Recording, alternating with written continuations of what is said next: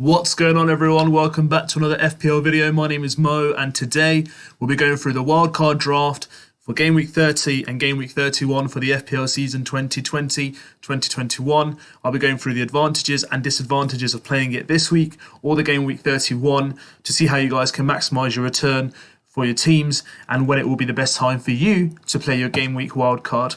If you like what you see and this is the channel you've been on before and you haven't subscribed yet, hit the subscribe icon. Help me get to 500 subscribers so I can win that PS5 by the end of the season. In addition, if you like what you see, hit the like icon and hit the notification icons to get latest notifications for when I release my videos and content for you to be the best in the FPL game. So let's not waste any further time and let's get into the wildcard draft. So what you guys have on your screen here is my team that if I had an opportunity to play it in this week, how I would play it and what team I would put out in terms of the 15 for my squad for FPL team wildcard.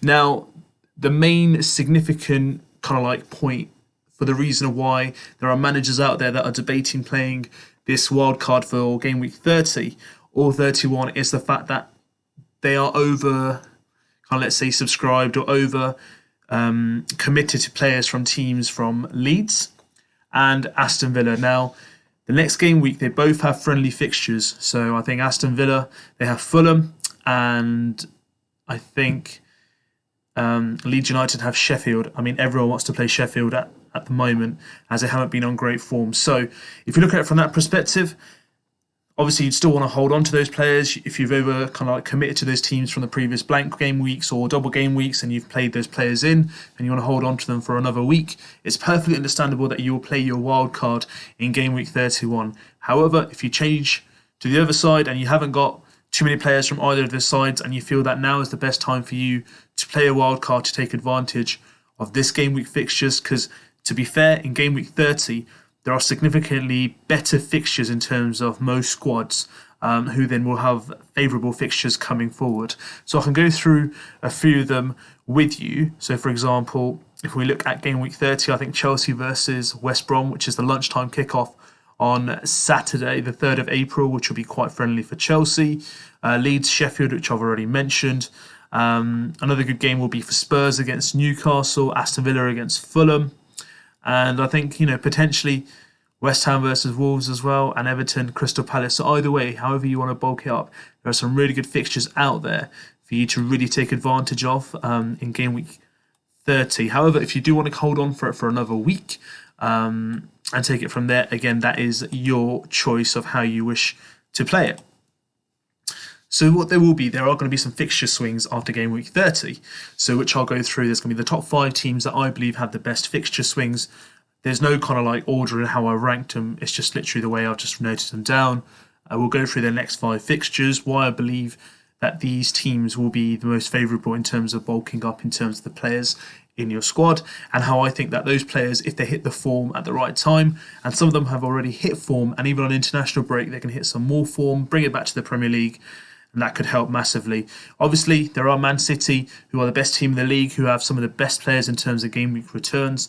You may be thinking, I've only got Kevin De Bruyne on screen here. You may already be throwing things on your computer screen saying, why there's no Salah, there's no Mane, there's no Trent Alexander-Arnold. Why I don't have more Man City players? The reason being is because what you need to remember are these teams are involved in the Champions League. So, for example, City, it's going to be Game Week 30, there's going to be Champions League, Game Week 31, and then in between there's going to be another game week for Champions League in between, which is a second leg. So there's a huge chance of risk of rotation, players coming in. I mean, pretty much they have wrapped up the league already. Never say never, but the way they've played, I don't think they're going to give it up. And I think the players who are coming in are also taking up the opportunity to score big. As you guys have seen with, Aguero, who came in and scored. Jesus has scored. The only player in Man City that I think hasn't hit its potentials this season is Raheem Sterling. Again, there's no reason why he can't go away for England, regain some form, bring it back to the Premier League, and replicate that for Manchester City. So please, guys, let's take it easy. Let me go through the rationale behind why I've picked my current team and how I believe they're going to be... this wildcard draft for me is going to be potentially the best one in the next coming weeks, for at least the next 5 game weeks, to allow you guys to get the best returns for yourself. So before we go through why I've selected this team, we'll go through the 5 best teams that I have chosen, and we'll go through their fixtures as well, and then we'll go through the players that we're going to discuss as well. So number one, it's going to be Liverpool. So if we have a look at Liverpool's fixtures, I mean, Arsenal away, I mean, barring that game, if you don't play it in game week 30, you've then got Aston Villa, Leeds, Newcastle, Manchester United, but after that, you've got Southampton, West Brom, Burnley, and Crystal Palace. Now, I've got Jota in the team at the moment. If you want to bring in, maybe Trent Alexander-Arnold, and you want to bring him in for his attacking returns and maybe defensive clean sheets as well, which I think that's going to be a huge chance for Liverpool to really maximise the return on clean sheets, because I know they've not had a great season thus far, but there's no reason why not after the international break it allows the players to kind of get back together to the drawing board and really nullify and solidify their returns for them. So maybe like Trent or Robertson, whoever you feel is going to be like more reliable in the back to get you some points. Even Adrian in goal, entirely your choice. So for me, Liverpool is going to be one of the 5 teams for me who's going to have the best fixture swing. Number 2 is going to be Chelsea. So you've got West Brom, Crystal Palace. They've got nothing in game week 32. And that's the Brighton Hove Albion game, which is to be rescheduled. And then they've got West Ham, Fulham, Man City, Arsenal. So they've got some really good fixtures coming up as well. You've got Arsenal. So I've got Saka as one of my players on my watch list. So let's have a look at some of their fixtures. They've got Liverpool in game week 30, but after that, if you are playing the wild card in game week 31, Sheffield United followed by Fulham, Everton, Newcastle, West Brom. So these are some really good fixtures for them to really drive it home. So if you can get players like, even the goalkeeper Leno, you've got Aubameyang, Lacazette, Smith Rowe. So there's some really good players for you to kind of get good returns in terms of Arsenal bringing them into your squads. You've got Leicester. So Leicester have been flying. They've got some really good fixtures coming up. I mean, they've got West Ham in 31, but in game week 30 they've got Man City. So maybe you might not want to bring them into the Man City game, but why not? They beat Man City by the goal margin of 5-2, I think it was in the start of the season, or 5-3, something along those lines at the Etihad. So it shows that Leicester can beat the big teams. Yes, they haven't got Harvey Barnes. Yes, they haven't got Maddison, but you've got players like Iheanacho, Perez, and Youri Tielemans that have really stepped up the mark to show that the strength that Leicester have. And then after that, the West Ham, followed by a game week blank in 32, which is West Brom, which will be again rescheduled. You've got Crystal Palace, Southampton, and Newcastle until game week 35. So that's some really good game weeks for Leicester for you to get some players in from there. Again, they're not overly priced. They're not at risk of rotation due to injuries, and they've really got the FA Cup that they're currently part of. They're out of the Europa League. They're out of the Carabao Cup. The only thing they're actually really competing for is a top four squad of the Premier League, which I think they will get this season. And they've also got the FA Cup. So there might be a risk of a slight rotation, but I think the big guns like Vardy, Youri Tielemans will play week in, week out, even Schmeichel in goal. And at number 5, we've got Wolves. So Wolves have a really good fixture swing after game week 30, because I believe West Ham is going to be a tough game for them. They've got Fulham, Sheffield, Burnley and West Brom, followed by Brighton, and then a few difficult fixtures at the end of the season. So those are the 5 teams, as I've mentioned. We'll go through them again. We've got Chelsea, Liverpool, Arsenal, Leicester, and Wolves, who I think are going to have the best fixture swing from game week 30 onwards to around game week 35. Now let's go through the wildcard squad that I have here. But again, if you are overloaded on players from Aston Villa and Leeds, then I think it's not a good time for you to play your wildcard just yet, because I think those 2 fixtures that you have against Sheffield United especially is going to be a really good return for the team who kind of like have those players already. And I think if you've already got 4 to 6 players of those from those squads in your team, let it go for one more week, and then let's see if there's any injuries that you pick up over the international break for teams. It'll kind of give you a bit more of a clearer idea of how teams are going to be moving forward. So that's something else that you can bear in your thoughts for your wildcard. So again, Martinez is going to be in my goal. He's been there all season. Yes, he's got some difficult fixtures coming up, but he's got Fulham in 30, which I've mentioned already. If you've got Aston Villa players, keep him in. Got Liverpool after. There's no reason why, again, he can't have a good game like he had last time when they beat them 7-1.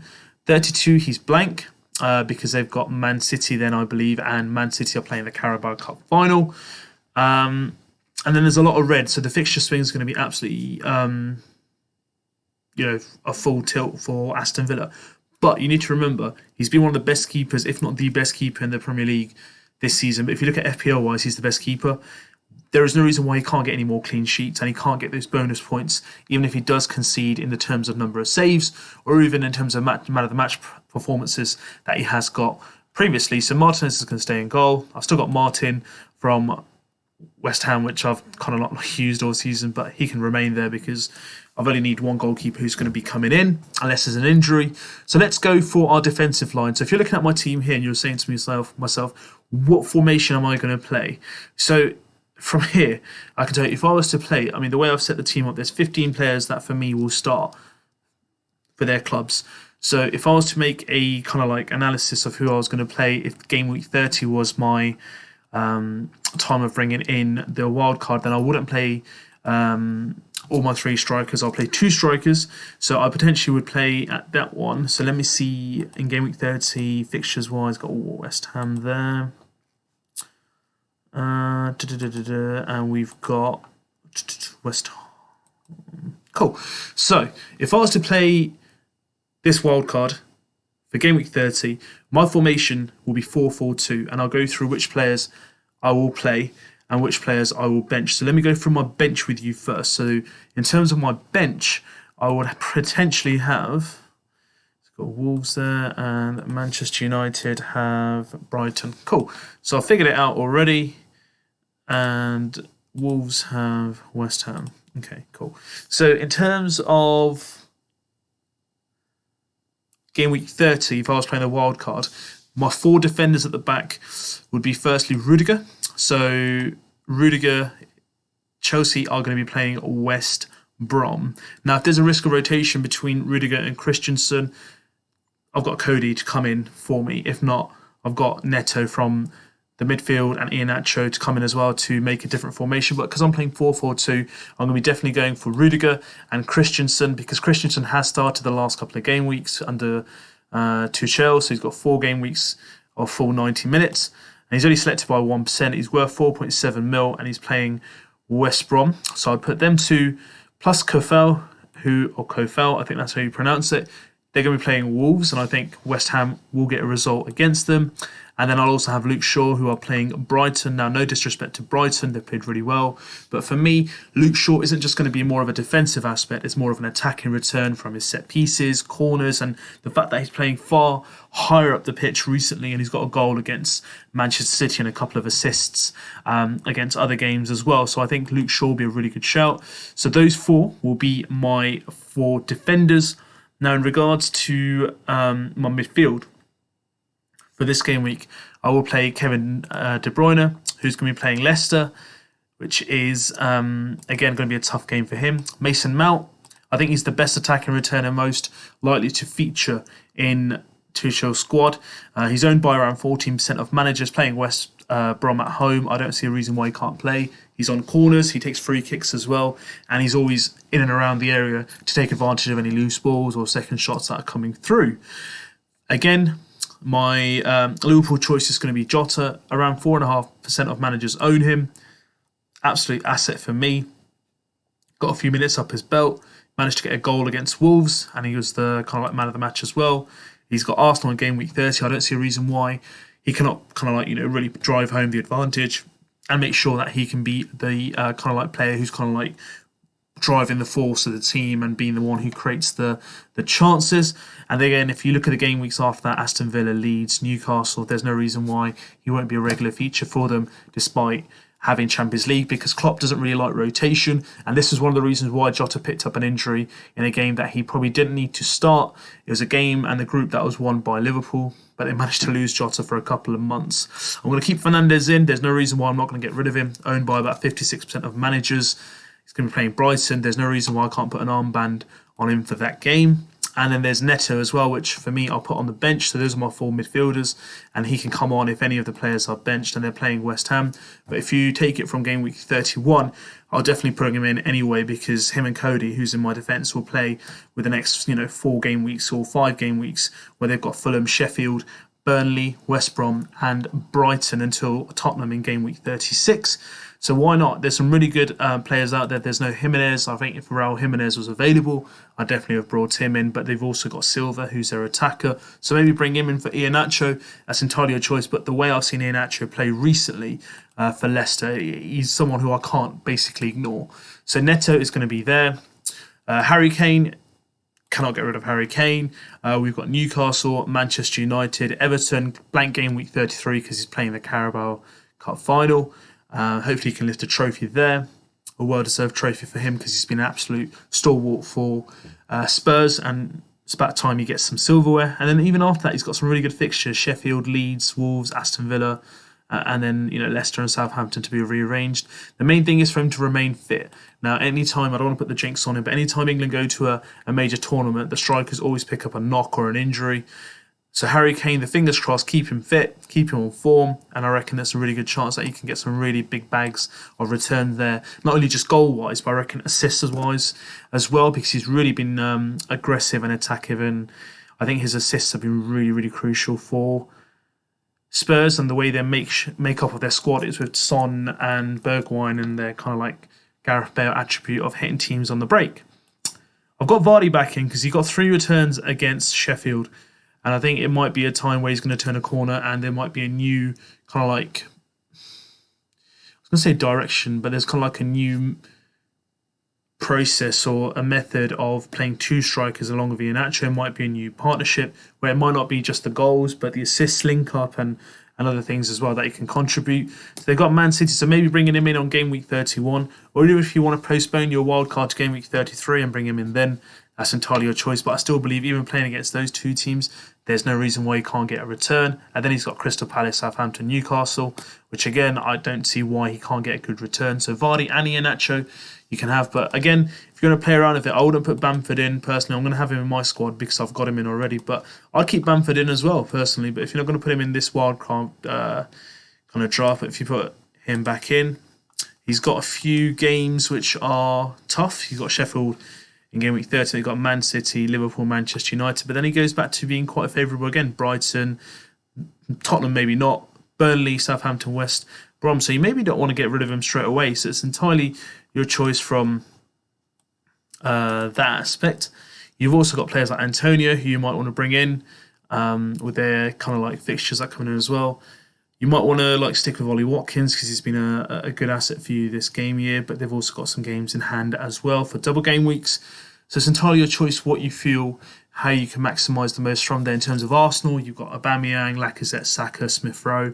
So that's another ploy there. Or you've got Mane, Salah, Trent Alexander-Arnold, Robertson for Liverpool. So it's about taking, your punt on which squad you reckon is going to get the best returns and who's really going to pick up form, because sometimes international breaks come at the wrong time and it can really break a momentum of a team. It's going to be really interesting because his last 8 games are kind of like really going to solidify chances of teams, solidifying their positions in the league. So Manchester United, can they finish second? Leicester, can they finish in the top 4? Chelsea top 4, Spurs top 4, Liverpool top 4. These teams are around, and you've got teams like Villa, West Ham, can they qualify for Europe? So teams like Newcastle for relegation, Burnley, Southampton, Fulham. So there's a lot of teams here who are actually fighting for their places in the league. So it can pick up, it can change. Let me know how you guys decide and what you feel will be best for you. So that is my wildcard draft for game week 30-31. Again, if you want to play it from game week 30 onwards, so you can bring in more players, so you can get rid of from players like, Bamford, which I've just put in here, and you can bring in players from like Wolves, like Silva up front. You can also bring in Lacazette, maybe even Werner from Chelsea. It's entirely your choice. Do you want to take a kind of like a final punt him at the end of the season? He's got some really good fixtures coming up. Again, risk of rotation is the only thing that will put me off Werner. But again, do you want to really miss out on the Man City assets? Risk of rotation, that's something that you need to weigh out as well. So this is my wildcard draft for you guys for game week 30 and 31. I've told you guys the pros and cons on which teams you can go for. in Game Week 30 and which teams you can go through in 31. There is no right or wrong answer. It's entirely dependent upon how you want to play and which assets you want to maximize. Because remember, once you've played your wildcard, you won't be able to change your team without taking any hits. So think carefully, think wisely. Don't put all your eggs in one basket. Kind of take a little spread like I've shown you guys here and see how it goes from there. So if you guys liked what you see, hit the like button, subscribe to my channel, get me close to 500 subscribers, hit the notification icon. My name is Mo. Leave me some feedback, leave some comments, let me know what I've missed out. Have I got you guys thinking? Have I got some good picks in there? Have I missed anyone out? Is there someone I've put in there that you guys kind of have not thought about before, but now I've convinced you? So let me know how it goes. Give me some feedback, and I look forward to seeing you guys next week back with the original content of like captaincy choice, team selection, best picks of the week. And I'll be also doing my first deadline stream live next Saturday before the first game, which is going to be West Brom versus Chelsea. Have a great week. Stay in touch. Keep a lookout on this channel for more content, and I'll see you guys soon.